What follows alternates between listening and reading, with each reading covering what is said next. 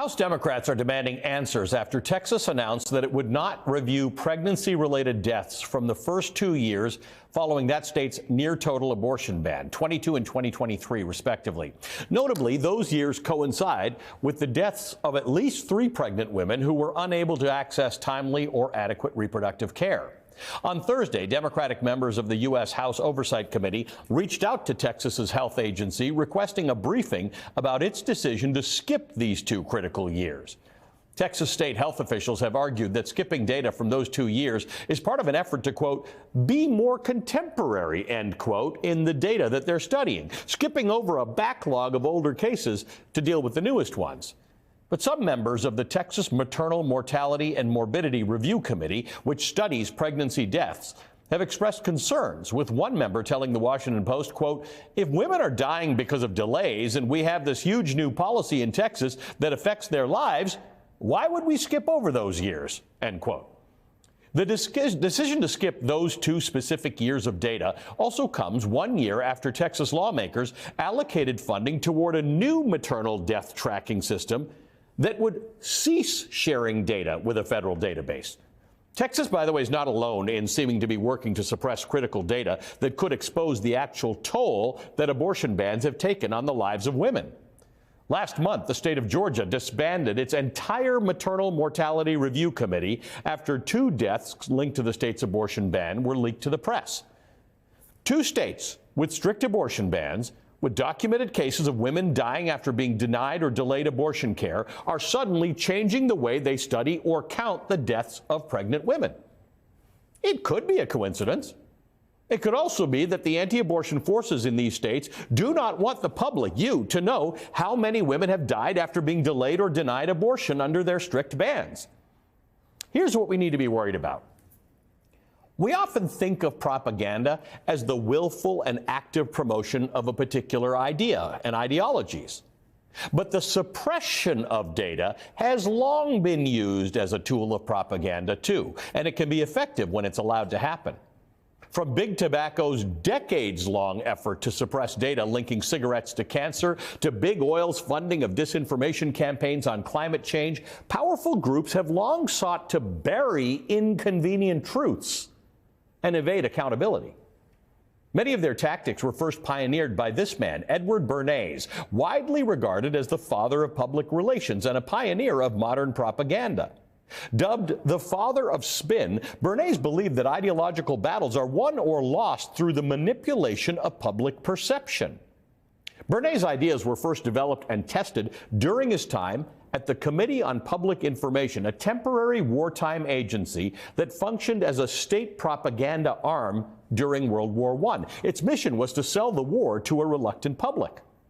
Describing his work as psychological warfare, Bernays employed a number of controversial and unethical methods to engineer public support for the war, including media censorship and the dissemination of controlled narratives.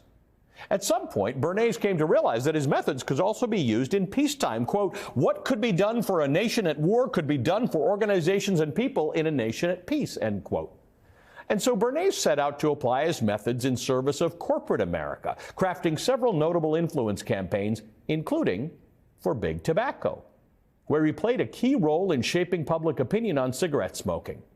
In his seminal book, Propaganda, Bernays described his work as pulling the wires which control the public mind, end quote.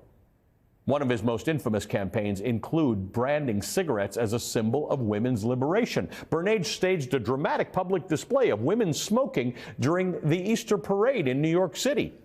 He then told the press to expect that women suffragists would light up torches of freedom during the parade to show that they were equal to men. Today, Bernays is remembered for undermining the democratic process and manipulating public opinion. Deceiving the public works until it doesn't. In 1999, the Department of Justice sued several tobacco companies for conspiring to defraud and mislead the American public, in part because of suppression of information. The lawsuit uncovered Big Tobacco's efforts to promote biased research and to conceal critical scientific data. In an historic win for public health, these companies were found liable for lying to the public about the dangers of smoking. It was a big win for public health, but the lies of Big Tobacco took decades to untangle. If anti-abortion forces are allowed to suppress, or worse yet, to not even collect data on the impact of abortion bans, the truth about what happens when you deny women basic health care will be even harder to uncover. The truth is this: the rate of maternal deaths in Texas alone rose by 56% from 2019 to 2022, compared to 11% nationwide. The truth is that at least 3 pregnant women have died after being delayed or denied care under Texas's abortion ban. Could that be why Texas is scrambling to control the narrative?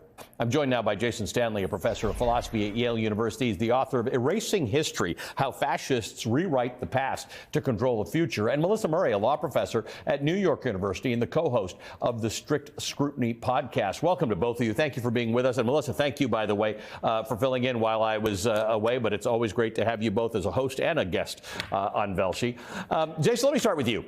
Texas claims that skipping maternal death data from 2022 to 2023 is part of an effort to, and I'm having trouble getting my head around this, be more contemporary. Getting accurate data is not a struggle in 2024. It shouldn't be a struggle in 2024. The justification doesn't actually make sense to us. It may be that only 3 women died. It may be that no women died. It may be that 300 women died. We need to know what the facts are in order to inform our policies. Yeah, so it just so happens I published a book about this called Erasing History. Propaganda is the manipulation of information to mask important political facts about the world. Erasure is a characteristic example of propaganda.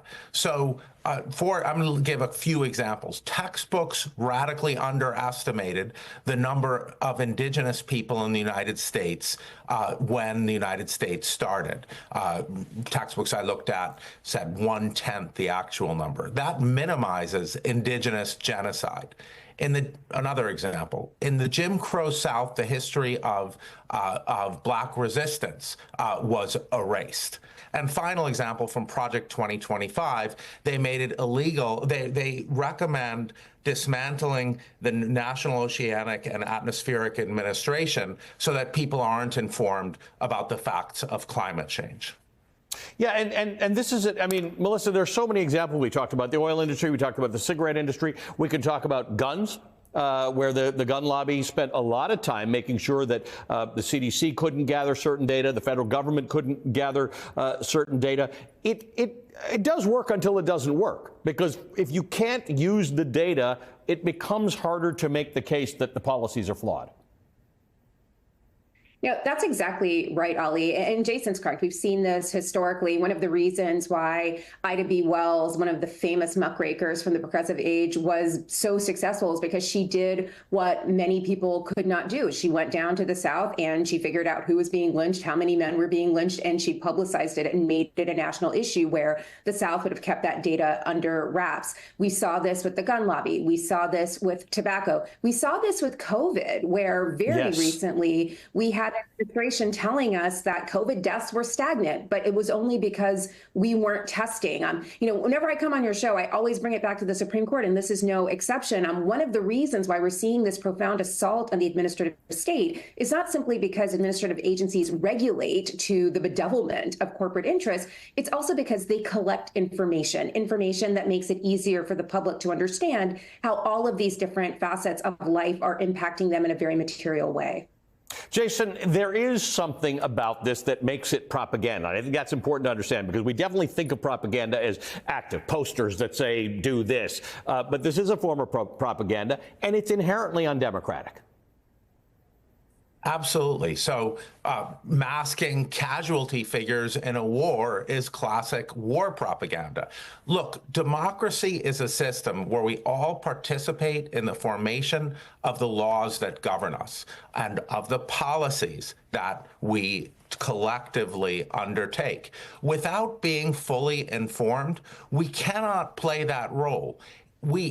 Political freedom in a democracy is participation in that democratic process. If you're not informed by the facts, you are literally not free in a democracy. It's a form of unfreedom erasing history and erasing factuality. Right, and Melissa, I mean, we have learned certainly in the last 10 years or so that a democracy does rely on an informed electorate. Where we face misinformation or disinformation, it weakens our democracy.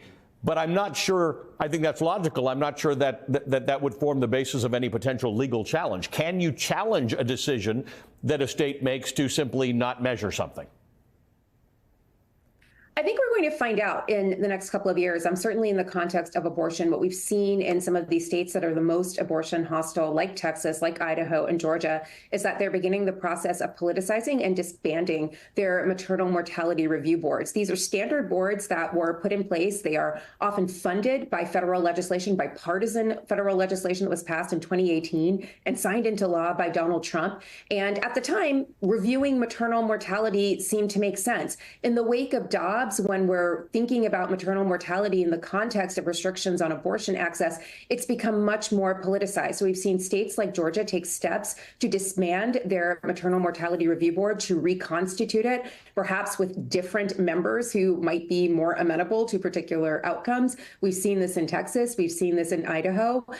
All of this is just making these scientific bodies, these review boards that are supposed to be neutral and scientifically focused on the collection, identification, and review of data, and turning them into essentially propaganda machines. And whether or not that can be challenged, I think we're definitely going to see. But the idea that these can be disbanded, I think there are certainly procedural challenges that can be brought to that, and we're likely to see some of those in the very near future. And Jason, on the non-legal side, whether it comes to guns or came to cancer or it comes to climate, there were civil society organizations and others who tried to make up for it. Obviously, it would be best if we could just get the public health data from the public health system. But if you can't, are there ways you can fight the curtailing of information?